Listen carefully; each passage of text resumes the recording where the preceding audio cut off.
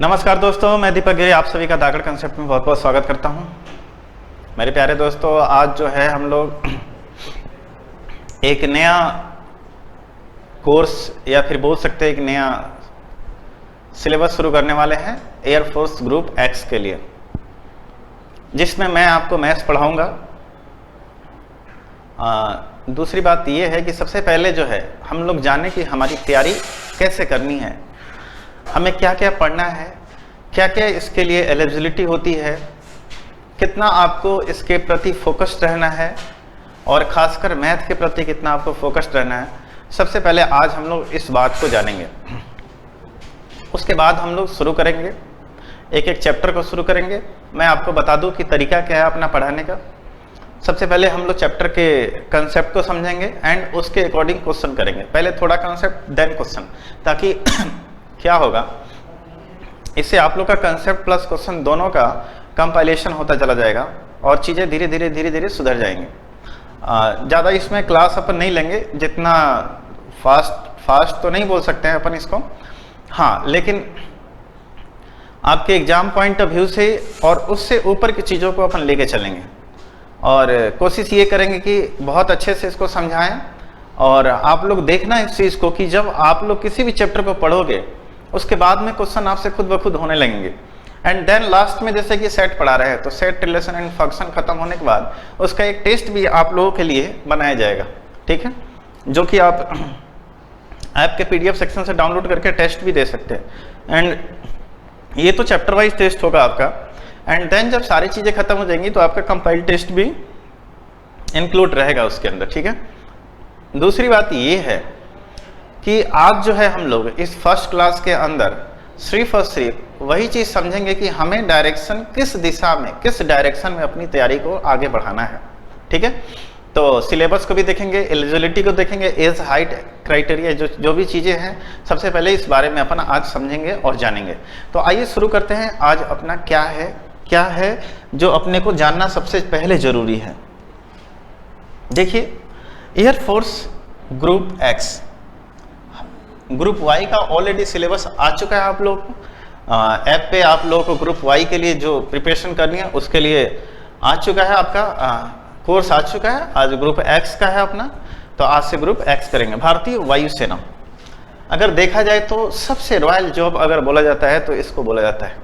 क्यों? क्योंकि बहुत ही कम उम्र में बच्चे अपने मकसद में कामयाब हो जाते हैं और उसके बाद इनके पास बहुत सारी अपॉर्चुनिटी होती है आगे बढ़ने के लिए, क्योंकि लाइफ बहुत बड़ी है। एक बच्चे को अपने पैरों पे खड़े होने का मौका मिल जाता है। दूसरी बात यह है कि देश सेवा करने की मौका मिल जाती है।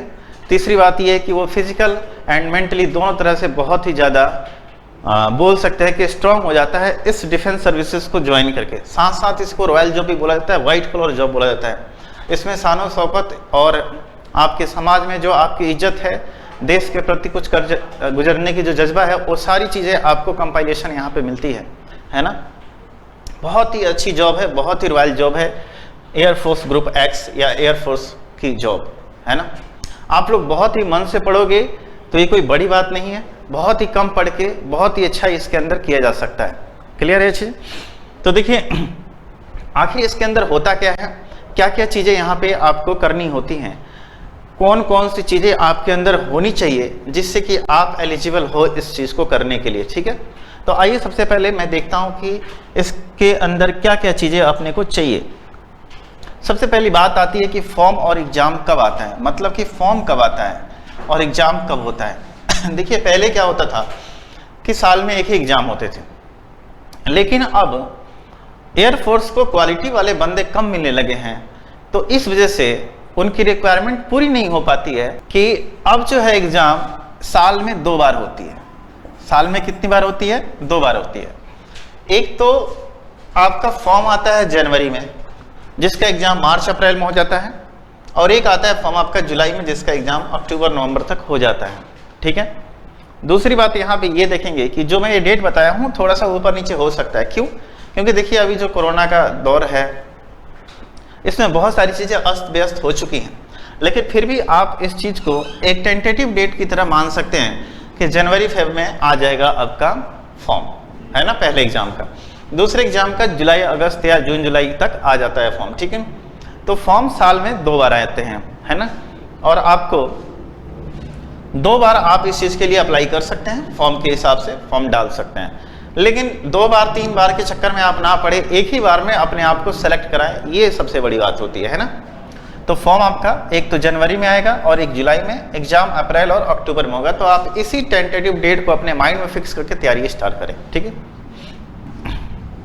दूसरी बात ये होती है कि इसमें एज क्या होता है। देखिए, एज होता है candidate born between 19 July 1999 and 1 July 2003 both day inclusive. मतलब क्या है यहाँ पे समझिए कि आपके एज का क्राइटेरिया इस हिसाब से दिया जाता है कि आप इस दिन से लेकर इस दिन तक के बीच में पैदा होना चाहिए, इस तरह देता है। आप जब नोटिफिकेशन पढ़ोगे तो इस तरह, अगर आप इन दोनों के बीच में आपका डेट ऑफ बर्थ आता है तो इसका मतलब क्या है कि आप एलिजिबल हैं, या फिर आपकी उम्र 16 से 20 साल के बीच में होनी चाहिए, तो आप फॉर्म भर सकते हैं। दोनों तरीका से आप सोच लीजिए। The upper age limit on date of enrolment is 21 years. मतलब कि आपको फाइनली इसके अंदर घुस जाने के लिए अपर एज लिमिट कितना होना चाहिए, 21 वर्ष होना चाहिए। जैसे कि देखो, मान लेते हैं कि 20 साल में 1 दिन कम है, फॉर्म आया, आपने भर दिया, चलिए ठीक है।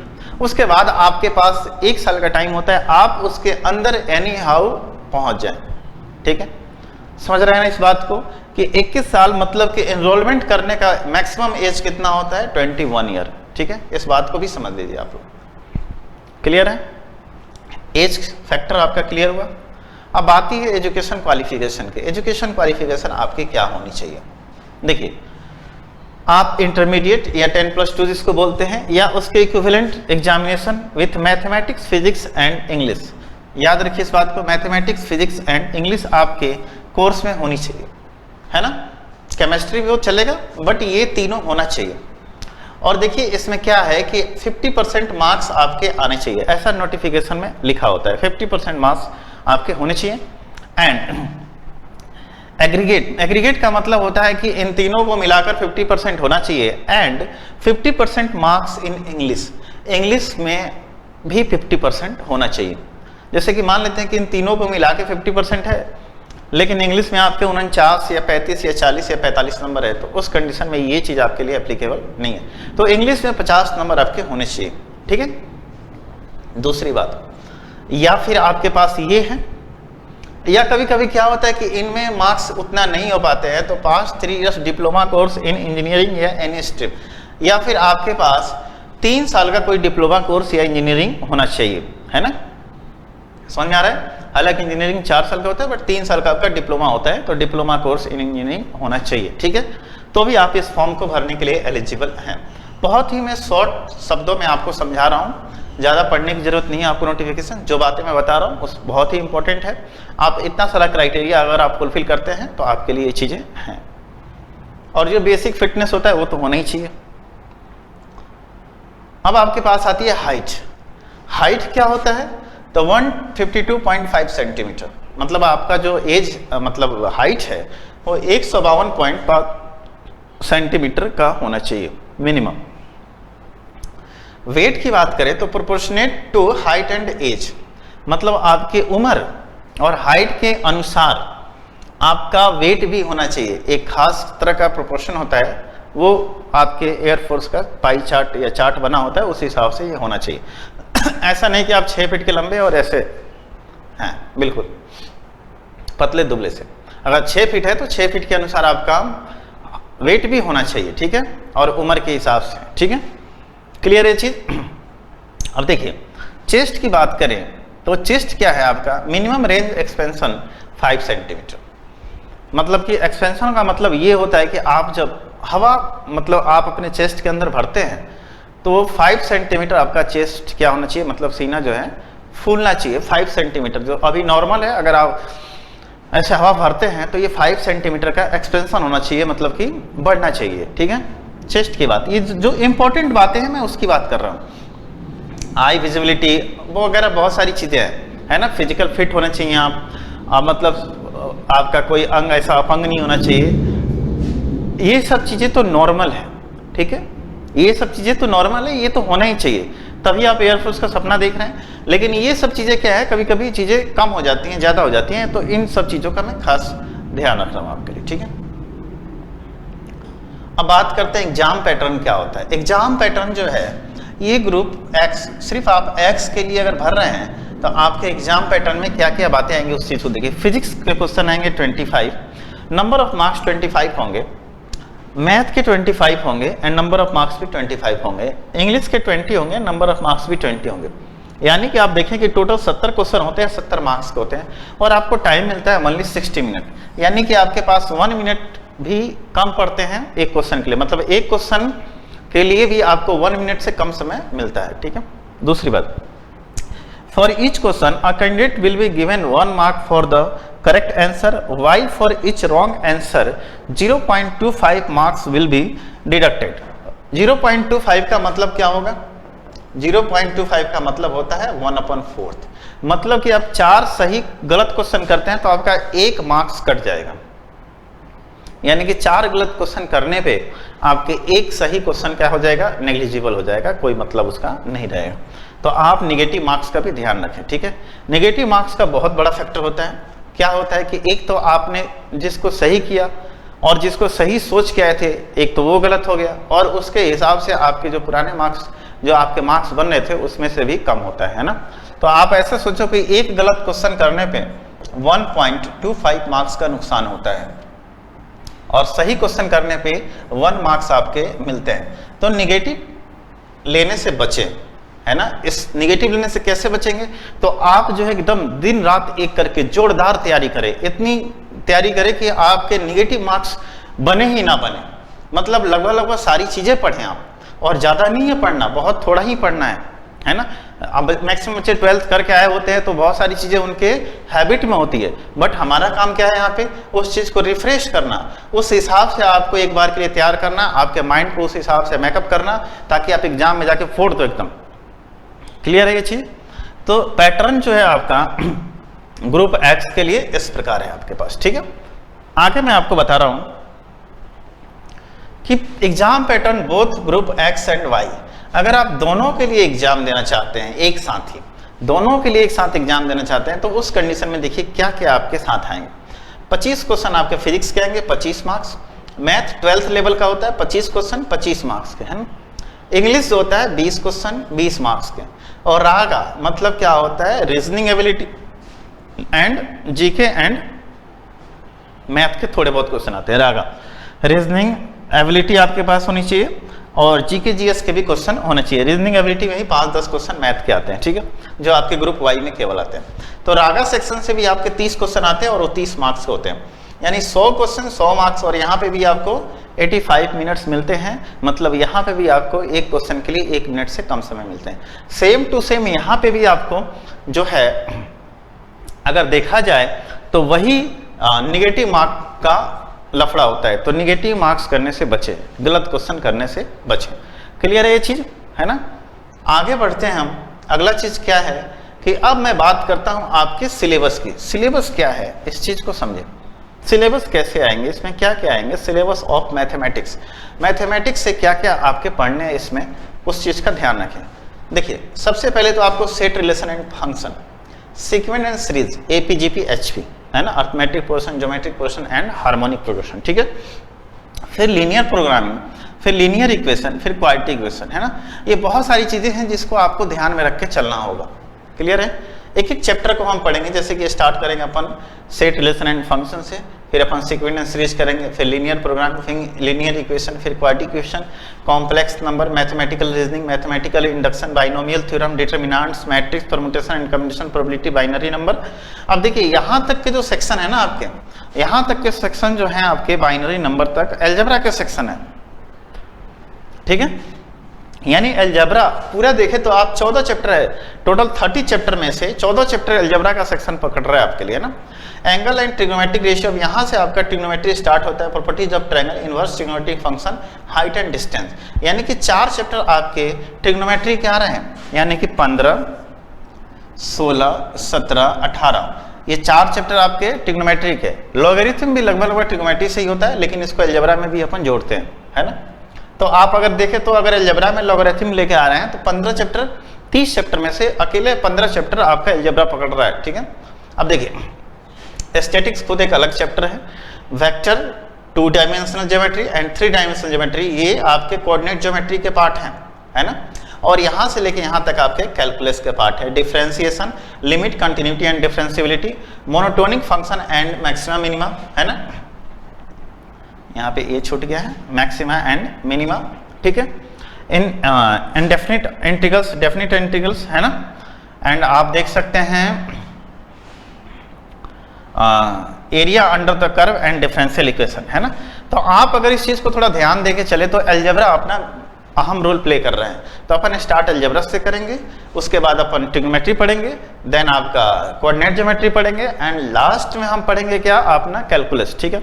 मैं आपको अपना तरीका बता दूं कि अपने को करना कैसे है। अपने को वेरी सिंपल वे में अगर चलना है तो सबसे पहले तो ध्यान ये रखना है कि सबसे पहले अपने को टॉपिक पढ़ने हैं, अबाउट टॉपिक, टॉपिक के बारे में जानना है।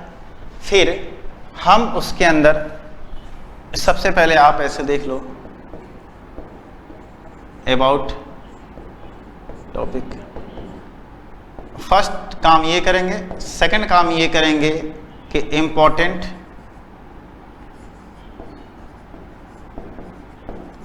इम्पोर्टेंट अपन फार्मूला या कॉन्सेप्ट को समझेंगे। थर्ड नंबर में एग्जाम्पल्स लेंगे एंड फोर्थ नंबर में आपका होगा तो क्या होगा, टेस्ट होगा, मतलब इस टॉपिक से टेस्ट होगा। बहुत ही सिंपल वे में अपन करेंगे। अबाउट टॉपिक, टॉपिक का क्या महत्व है, टॉपिक कैसे पढ़ना है अपने को, टॉपिक में इस टॉपिक को पढ़ने से आपको क्या इफेक्ट पड़ने वाला है, इस चीज को जानेंगे। क्योंकि कॉज एंड इफेक्ट बहुत जरूरी है। जिस एग्जाम की आप तैयारी कर रहे हैं वहां सिर्फ और सिर्फ कॉज एंड इफेक्ट पे ही काम होता है। कोई भी चीज इलॉजिकल नहीं होता है, सारी चीजें लॉजिकल होती है। तो आपको लॉजिक का भी खासा ध्यान रखना है। क्यों पढ़ना है ये टॉपिक, क्या इंपॉर्टेंट है, क्या इंपॉर्टेंस है इसका पढ़ने का। जैसे आप लोगों ने देखा होगा कि एनसीईआरटी की बुक में जब टॉपिक स्टार्ट होता है तो स्टार्टिंग में थोड़े से उसके बारे में बातें होती हैं, तो उस बातों को आपको समझना है ना। उसको आप सेल्फ स्टडी में भी ले सकते हो या फिर मैं तो बताऊंगा ही बताऊंगा क्यों पढ़ना है, इससे क्या जरूरी है इसका पढ़ना, है ना। उसके बाद हम इंपॉर्टेंट फार्मूला एंड कंसेप्ट को समझेंगे। अबाउट टॉपिक में ही अगर देखा जाए तो इंपॉर्टेंट फार्मूला एंड कंसेप्ट आएंगे, अपने कंसेप्ट को समझना है, उससे अकॉर्डिंग फार्मूलाज को भी देखना है आपने को, है ना। और दोनों चीजों को समझते हुए कुछ इसके अंदर नोट पॉइंट भी होंगे, उसको भी समझना है। देन उसके बाद हम इस टॉपिक से ओनली एग्जाम्पल्स करेंगे। एग्जाम्पल्स मैं आपको खुद कराऊंगा, बोर्ड के अंदर 10, 15, 20 क्वेश्चन जो कराऊंगा। उसके बाद आपका एक टेस्ट भी आपके PDF फॉर्म में आपको दिए जाएंगे, तो आप टेस्ट लगाएं, उसके बाद आपको उसका सॉल्यूशन या आंसर मिल जाएगा, है ना। या फिर आप अपने डाउट्स पूछ सकते हैं, दोनों चीजें हो सकती हैं। तो मेरे प्यारे दोस्तों, आप लोगों को मेरे ख्याल से ग्रुप X के बारे में मैथमेटिक्स के अंदर क्या क्या बातें होने वाली हैं, क्या क्या चीजें होने वाली हैं, ये सारी चीजें समझ चुके होंगे आप लोग, ठीक है। तो चलिए आज के लिए इतना ही। अब हम नेक्स्ट क्लास में सेट, रिलेशन एंड फंक्शन से टॉपिक को क्या करेंगे, स्टार्ट करेंगे, ठीक है। तो चलिए आज के लिए इतना ही। आप सभी का बहुत बहुत धन्यवाद। मिलते हैं अगले क्लास में एक नए जोश और जुनून के साथ और अपनी तैयारी को आगे बढ़ाते हैं। धन्यवाद।